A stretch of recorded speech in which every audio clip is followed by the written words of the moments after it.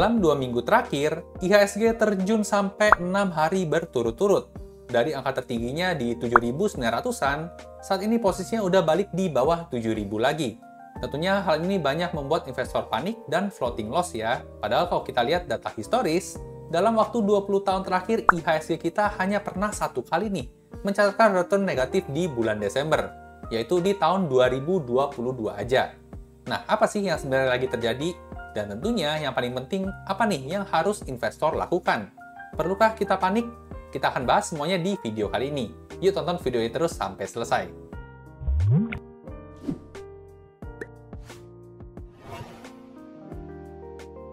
Halo dan selamat datang kembali di channel saya, Jonathan Tamrin. Buat teman-teman yang baru pertama kali nonton, di channel ini saya sharing hal-hal seputar saham dari sudut pandang fundamental. Ada analisa saham, ada mindset investasi, dan ada update berita terkini.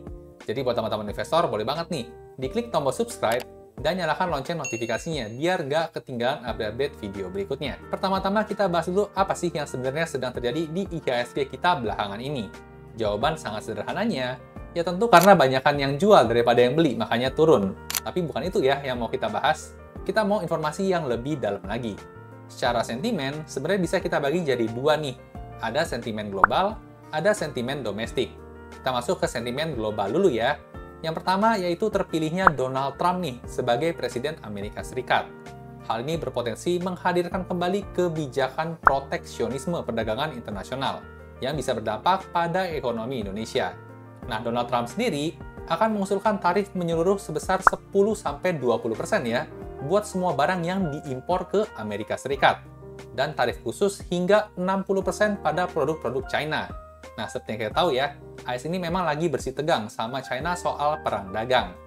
Nah, AS ini merupakan negara tujuan utama ekspor non-migas Indonesia nih setelah China. Jadi Indonesia ekspor ke US itu kena tarif, tapi China sendiri karena lagi perang dagang jadi menurunkan demand impor nih dari Indonesia. Nah, selain itu, Donald Trump juga belakangan lagi mengancam ya akan menerapkan tarif sebesar 100% terhadap negara-negara anggota BRICS. Termasuk Indonesia ya, udah jadi anggota BRICS yang lagi berupaya meninggalkan ketergantungan terhadap dolar US. Lagi-lagi ini berita yang kurang mengenakan. Sentimen global kedua adalah turunnya suku bunga The Fed. Tanggal 18 Desember kemarin, The Fed resmi menurunkan kembali tingkat suku bunga sebesar 25 basis poin, menjadi 4,25 sampai 4,5%. Nah, penurunan suku bunga ini bisa ditangkap pelaku pasar bahwa ekonomi Amerika sudah mulai optimis membaik lagi nih, sehingga investor asing mulai mengurangi investasi di Indonesia dan balik nih investasinya ke Amerika Serikat lagi, menyebabkan capital outflow dari IHSG. Lanjut ke sentimen global yang ketiga adalah menguatnya dolar terhadap rupiah. Saat video ini dibuat, di tanggal 22 Desember, nilai 1 USD sudah kembali menyentuh angka 16.170-an rupiah. Naik terus nih semenjak 3 bulan terakhir. Nah, pelemahan rupiah ini juga sebenarnya merupakan dampak ya dari dua sentimen yang sebelumnya tadi. Dengan rupiah yang melemah, otomatis merugikan emiten-emiten di Indonesia nih yang mempunyai hutang dalam bentuk US dollar. Karena yang awalnya mungkin utang 1.000 dolar itu cuma 15 juta, sekarang malah jadi 16 juta. Otomatis ujung-ujungnya bakal gegerus laba bersih perusahaan. Nah, itu tadi 3 hal yang saya temukan ya terkait dengan sentimen global. Sekarang kita bakal coba bahas dari sisi sentimen domestiknya. Yang pertama, ada rencana kenaikan PPN jadi 12% di tahun 2025. Dengan beban pajak yang makin meningkat, otomatis daya beli masyarakat bakal jadi nurun nih, dan pada akhirnya berpotensi mengurangi pendapatan perusahaan karena orang makin jarang belanja. Kalau kita coba bandingin sama negara ASEAN lainnya ya, sebenarnya cukup miris nih. Karena secara persentase pajak, kita nantinya bakal jadi yang paling tinggi, namun dengan upah buruh yang tetap rendah. Sentimen kedua masih ngomongin soal upah, Presiden kita, Pak Prabowo Subianto, mengumumkan kenaikan upah minimum nasional 2025 sebesar 6,5%. Tentunya hal ini bakal jadi memberatkan perusahaan ya, dari sisi beban operasional. Khususnya buat industri padat karya nih. Seperti yang kita bersama tahu lah ya, beban operasional terbesar perusahaan itu umumnya dari gaji karyawan. Jadi isu kenaikan gaji ini sangat erat kaitannya dengan beban perusahaan yang bakal makin bertambah. Sentimen domestik ketiga ada juga dari data Indonesia Manufacturing PMI ini, yang saat ini posisinya masih di bawah 50. Hal ini menunjukkan adanya penurunan aktivitas manufaktur nih, yang berarti lebih banyak perusahaan melaporkan penurunan kinerja dibandingkan mengalami peningkatan kinerja. Dan sayangnya, hal ini bahkan sudah terjadi sejak bulan Juli lalu ya. Idealnya angka PMI ini adalah di atas 50. Nah, itu tadi sentimen-sentimen yang masih membayangi pergerakan IHSG di bulan Desember ini. Tentunya yang jadi pertanyaan adalah apa nih yang harus kita lakukan sebagai investor? Apakah kita perlu panik, cut loss, dan kita nggak perlu invest dulu? Tentunya buat kita yang investor jangka panjang nggak perlu panik ya, karena turunnya harga saham jangka pendek memang nggak ada yang bisa prediksi. Yang bisa kita prediksi adalah naik turunnya harga saham dalam jangka panjang, menyesuaikan kondisi fundamental perusahaan. Nah, tapi ini bukan artinya santai aja ya dan tinggal ongkang-ongkang kaki. Karena banyaknya sentimen negatif saat ini, berarti investor jangka panjang pun juga kebagian PR nih.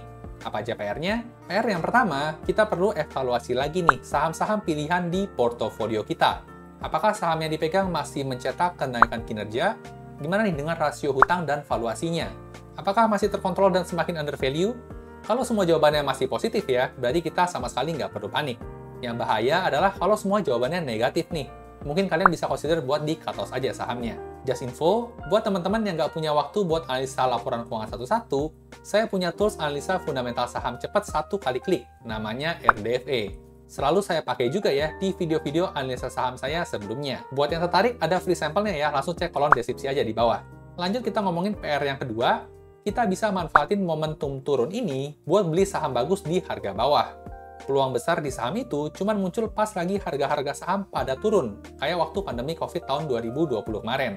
Kalau pasar saham nggak turun, ya kita berarti bakal kesusahan ya cari saham yang punya potensi naik sampai ratusan %. Kata kuncinya di sini adalah conviction, atau kita yakin nih kalau harga sahamnya bakal naik lagi di masa depan.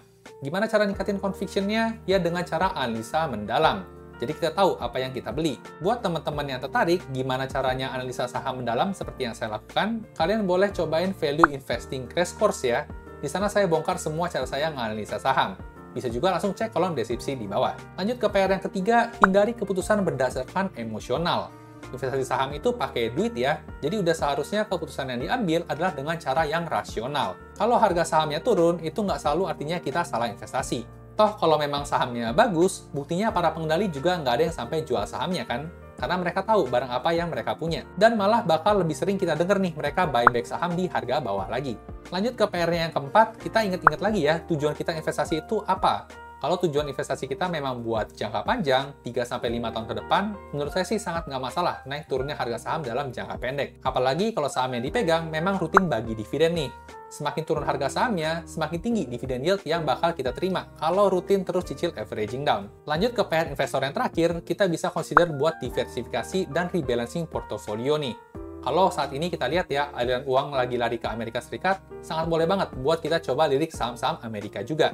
Zaman sekarang udah gampang, kalau mau invest ke saham-saham Amerika, udah banyak platformnya. Atau mungkin juga bisa consider diversifikasi ke aset lain, seperti emas dan obligasi. Tapi tentunya baik lagi, tergantung conviction kalian ada di mana. Oke, jadi itu tadi PR-PR yang perlu dilakukan investor ya saat ini. Kalau udah dikerjain semua PR-nya dan hasilnya masih on track, menurut saya sih udah nggak ada alasan lagi buat panik. Yang ada malah mungkin seperti saya nih, jadi semangat karena mulai ngelihat beberapa saham yang tadinya overvalue sekarang mulai masuk ke ranah undervalue. Seperti kata pepatah Warren Buffett ya, be fearful when others are greedy and be greedy when others are fearful. Suka video seperti ini? Kemungkinan besar kalian juga bakal suka video-video lainnya di channel ini. Jangan lupa di like dan bagikan ke teman-teman investor lainnya ya, biar makin jago analisa sahamnya. Sampai jumpa di video berikutnya.